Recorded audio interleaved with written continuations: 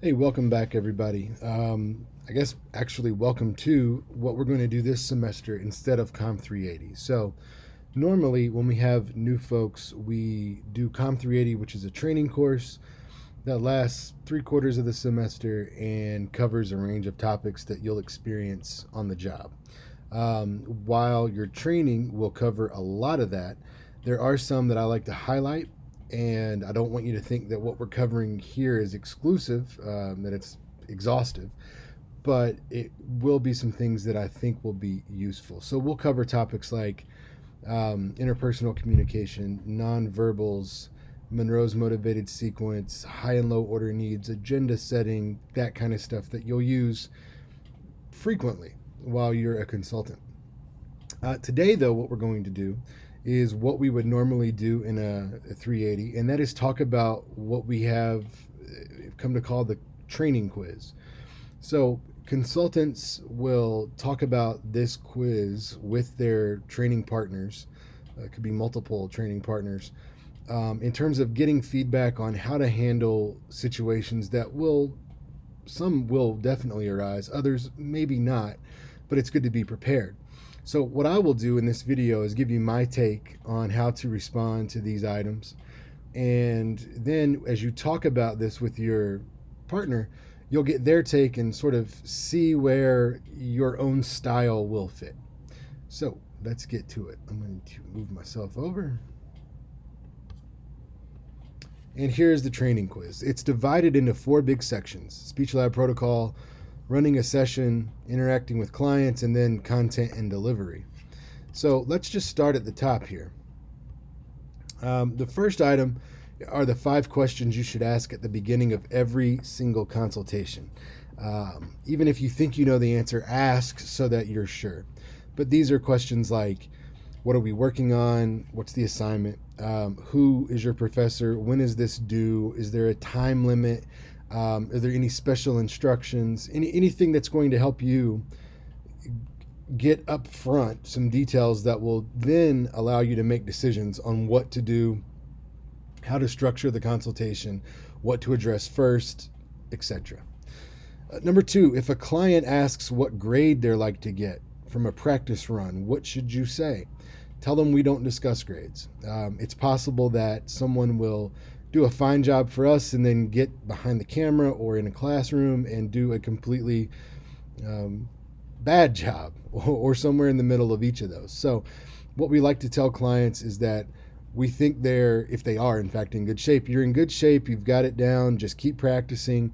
And then, on the day of the speech, just present it like you just did here. Again, assuming it was good. If it's not, you can tell them they have some things to work on, but still don't discuss grades. Don't use that language.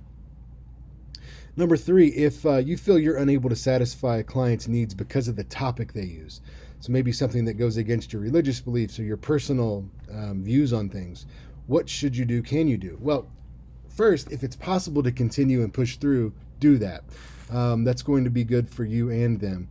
But there are exceptions, and I completely support you in getting out of there when those exceptions happen. So, if this really is a topic that is just too much or too far for you, you can see if another consultant is available. You can ask them to reschedule and help them do that. Or if I'm around, you can bring me in, and I'm happy to do that. While you're trying to stick it out, though, one option you have is to play devil's advocate and let them know, listen, I find this speech a little controversial, so people in your class will too. Let me ask you some questions that you'll more than likely face from that audience, and then just play devil's advocate for a while. Number 4, if a client tries to persuade you to put in false information in the session notes, what should you do? So with that one, it may happen where a student is supposed to, let's say, practice, but they don't. They come in, they only work on their outline, and then at the end they say, oh, in the session notes, would you make sure to include that we practiced? You say, but we didn't. And they said, I know, but it's part of the credit. The answer is no, but try to de-escalate the situation. I like to use humor in most things. I'd be like, oh yeah, so what? If we get found out, I get fired and you get kicked out of school for cheating, yeah, that would be good. If that doesn't work, you can tell them that, your job's on the line, that you can't take that risk. And if that doesn't work, just say that you'll do it, but don't, and then let me know right away. Number 5, in order to serve clients better and increase our numbers, what should you do at the end of each session? And that is invite them back for another consultation. Don't just say, hey, so feel free to come back. What I want you to do is to pull up, and you should already have it up, book it. And at the end of that session, go ahead and say something to the effect of, look, you've got 2 days left before this is due, and there's some other things we should get to, or we should practice this again, or we should see how it develops, whatever is appropriate. So which time in the next 2 days works best for you? Don't ask, so would you like to come back in? Just assume they are and say, when are you coming back in the next 2 days? If they go along with that, great, set up the appointment right there. Number 6, if a professor or non-lab employee asks you about a session and performance and all that, what do? Well, remember now, if a professor asks, was my student there, we can verify they were there or they were not. Beyond that, we need to make sure that we have permission to share other details. And if the little box on the session notes, if that's checked and it says that you can send these notes to my professor, that frees us up to discuss the session. But really, at that point, that's something you'll want to hand off to like me or Neen or maybe Hannah, where you could talk about, well, listen, I don't want to overstep here because of FERPA. They'll know what that is. And I want to make sure I did this right. Let me let you talk to someone else. Nothing wrong with that. Number 7, if you're scheduled to work, both of you, 2 people, one of your shifts, your partner is 10 minutes late, what do? Well, you reach out, right? So text them, ask if they're okay. If they don't respond, let us know. The idea here is, of course, we want to make sure everyone's okay. And 2, we want things at the lab to run smoothly. So we'll want to try to take care of these situations as quickly as possible. A scenario is that you're working in the knowledge market when we finally get back there, and both the practice rooms we use are booked. Well, they're not booked, but they're taken. They're booked for us. And a client needs one of those rooms to practice. What do? Well, you should just go back there and say, hey, I'm from the speech lab. We have these rooms booked out. You can see our name right here on this little magic pad that's on the door. So we need this room. Sorry to kick you out. They'll normally go. If they give you any feedback, any kind of like, oh, well, give me 5-10 minutes. I'm sorry, I can't do that. I only have 30 minutes for this consultation, and I've already spent 2 of them here. And if that doesn't work, go and get someone that works at the library. Could be Brady. And they will go as a representative of the library proper and then try to get the room cleared out. And the whole time, of course, just let the student know we reserve these rooms, but sometimes this happens. It's not your fault. On that note, sometimes what you can do if you see people go back there to our rooms is just go let them know that these are booked for us, but you feel free to use it, but be ready to move if I need it. And in very busy times, exam week, for example, you can go grab a key from the front library desk and lock that room up so that it's going to be there when you need it. All right, the second section is on running a session. So what kind of guiding questions can you ask to maintain the flow of a session? There, it's really those questions like, how do you think that went after they practice? Or let's look at your attention getter. How do you think an audience would respond to this as an attention getter? Would this keep your attention? Any of those Socratic questions can work. It's just, again, designed to make sure that we get the most out of each session. And sometimes by asking these questions, we'll get to issues or items that we didn't think to address, and maybe the client didn't either, but nonetheless, they need to be. So remember, stay Socratic and ask questions. Number 2, when providing feedback after a practice run, how should you balance your feedback? That's the compliment sandwich, so always start and end with something positive. You could do a compliment Big Mac, maybe, where you had positive, negative, positive, negative, positive. If you need to stack it that way, it really is going to be up to the moment there, how much positive and negative feedback you have that you need to present. Number 3, if a client doesn't have a topic and needs to brainstorm, what are some questions you can ask there? This is where you would ask them what's your major, what are your hobbies, what are you passionate about, what's a topic on the news that has recently really grabbed your attention, what did you think about insert recent event that you're aware of. And this at least gets the wheels turning. Remember too that you can use a Jamboard or a whiteboard when we get back to concept map, put a big idea, then offshoots of that idea, and on and on and on until you come up with something that would make for a good topic. Number 4, if a client has a high quality speech prepared, they do a great job, how can you still give them useful feedback? First thing is to remember to give them feedback. And it's okay to tell them, wow, you did a great job with that.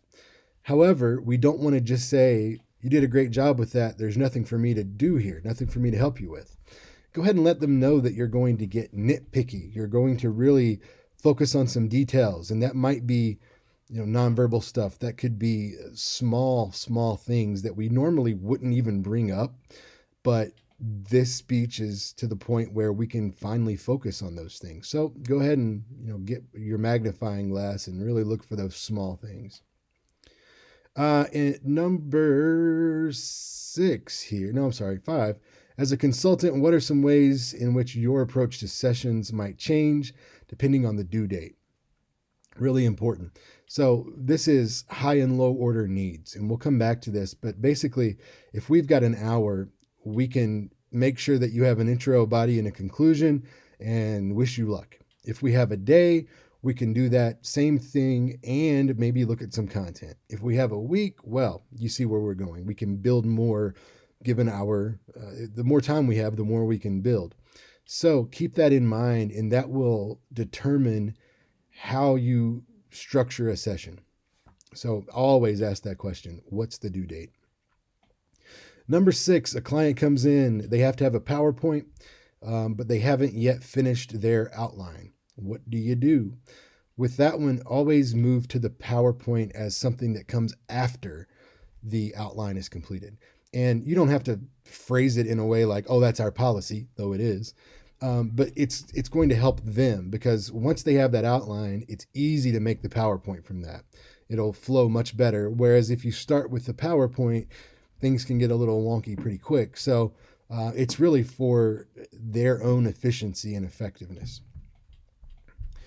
All right, number 3 here, section 3, number 1. If a client shows signs of anxiety or they say they have anxiety, what can you do to help? Well, a couple things. One, you can give them individual feedback. So ask them what their symptoms are. Tell them about the illusion of transparency. If you're not familiar, that means as the speaker, it always feels worse. The anxiety feels worse than it looks to the audience. That's sort of a relief for a lot of people. Ask them about their symptoms. Give them things to be aware of. So, if their symptom is a nervous stomach, advise them not to eat heavy foods. If they sweat, advise them to wear dark or heavier clothing to hide the sweat. They're going to sweat no matter what they wear. If it's a rapid heartbeat, tell them to leave early and avoid too much caffeine, that kind of stuff. So just use your sense with that one. Number 2, if a client has no goals for a session, they're only there for extra credit, what can you do? You can let them know that you understand why they would just come in for extra credit, although they may not say that's why they're there, but try to look at their outline. They'll likely tell you, oh, I have one, but it's not with me. Okay, that's fine. Why don't we make one here together? And then when you get home, you can look at what you have and what we wrote, and then you can take the best of both and see where you are. Anything to get them to actually focus on the assignment is what we're looking for. That could be anything. You could ask them about anxiety. You could ask them about nonverbal deliveries. How are they going to move? What's your plan for movement? What are your plans for gestures? Did you have an idea of when you're going to make some important gestures? I mean, these things that most students won't think of, you got to do what you got to do in order to make something happen in that session. Number three, if you're working with a group or an individual, though usually it's a group, and they get off topic, they're talking about other things, they're not really focused, what can you do? Well, again, I like to start with humor and say things like, all right, listen, I know that we are all great people to talk to. In fact, I should hire all of you. You work at the speech lab because you love to talk. But we do need to get back on track here. So, and then move it back. You can be a little more assertive if you need to and say things like, listen, we got a lot of work to get done here. I'm not part of the group. I know that. And it's your grade, but I want to be as helpful as possible. So let's focus in. And if they just still won't do it, you can tell them, good luck. If you need me, let me know, and then step out. Number four, if you're working with a client who speaks English as a second language, what might you do to address that issue? First of all, just be honest with them. Tell them that you're having trouble understanding them. You won't be the first person to tell them that. I can guarantee it. So, just address the issue and go from there. What I don't want you to do is to slow your own speech and speak louder. That just seems very inappropriate, right? They don't have a hearing deficiency. They just don't speak English well. So don't project that back to them. But you could also incorporate images. You could ask them to write it. You could ask them to draw it, whatever is appropriate for your session. Number five, if a client is working on an informative speech but clearly has too many persuasive elements in the text, how can you tell them that they need to make changes without making them feel stupid? Well, first of all, normalize it. Tell them that this happens all the time. You've done it before. It's just one of those things, but we need to make some changes. You could tell them that they have a great start for their persuasive speech, but some of this information doesn't exactly align with an informative speech. You could ask them, do you think the audience would know how you feel about this topic once the speech is over? And if they think they would, that's not a good thing. They shouldn't know how you feel about your topic after an informative speech. And if they say, no, I don't think they would, but they will, find some evidence. Well, when you say this, don't you think that gives it away how you feel? Or what about when you say that? How could they interpret that? And take it from there. Last on this one is a client comes in for a session and only gives you one-word answers. So, what are we working on today? Speech. What kind of speech? It's for a class. Okay, is it informative or persuasive? I don't know. You can, again, get on their level to some degree and say things like, listen, I know that public speaking class isn't everyone's favorite or whatever class it is. And in fact, we all have things we'd rather be doing than going for, consulting help when we're not even in the class right now. But we're here. You have to be here because they probably do at that point. You're getting credit for it. So let's make the most of it. Again, use some of those same tactics that you would use for number two. All right. The last part of this is all about actual content and delivery of speeches. So for an informative, the quick answer, and I'm not going to do all fives, but make sure that it is informative and it's not persuasive. For the persuasive, make sure that it's persuasive. It has to have a clear argument that they're making. This is my position. Here's my support for it, or my plan to fix things. Number three, about delivery, just make sure that you're looking at it holistically, both verbally and non-verbally. Sometimes both are bad, sometimes both are good, sometimes one or the other is great or acceptable, but the other one's not. Check it all out. Number four, what should you do when collaborating on an outline? Make sure all the parts are there, and then within those parts, make sure that they flow well. There's transitioning, there's ring structure so that you start and end with the same sort of idea or subtopic. Number five, how can you set up a persuasive speech? Well, the most popular with us is Monroe's motivated sequence, so you'll definitely want to learn that. But also problem solution, problem cause solution, cause effect. These are all persuasive speeches. Now, for example, Dr. Johnstone does not like Monroe's, so we will not advise her students to do that. But they still need to make sure they're using a real persuasive approach. And they may have more feedback from her on that. Last, but certainly not least, I want you to, and this is not something for right now, but by the time we reach the end of your training, I want you to learn Monroe's motivated sequence first. Then I want you to create your own example. So create an example of Monroe's with something that is important to you, a topic you care about. And then use that as you explain Monroe's to clients. And while it may seem like, I keep using the same example over and over, well, yeah, but they probably only hear it one time per client. So it's always new to them. And the more you do it, the better you can sort of plan it out or deliver it. And that is going to help you be consistent. And that's really important. All right, so that's the first video. It's just going over this training quiz. Everyone that works here has done it. It's not sort of a pass or fail. It's something that I need to use in order to see where you are in training and if you have any areas we need to go back and review at the end of the process. So thank you for watching the video. Discuss this with your training partner.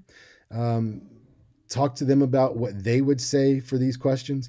And while there are some that are sort of, cut and dry, most of these are going to have a range of responses. So like, what about grades? We don't talk about grades. But how do you handle these situations? Everyone has a slightly different approach. And the more voices you hear on that, the better you'll be able to create your own approach. And that is the goal of the Speech Lab training quiz. As always, if you have questions on this or anything else, let me know. Otherwise, I'll see you next time.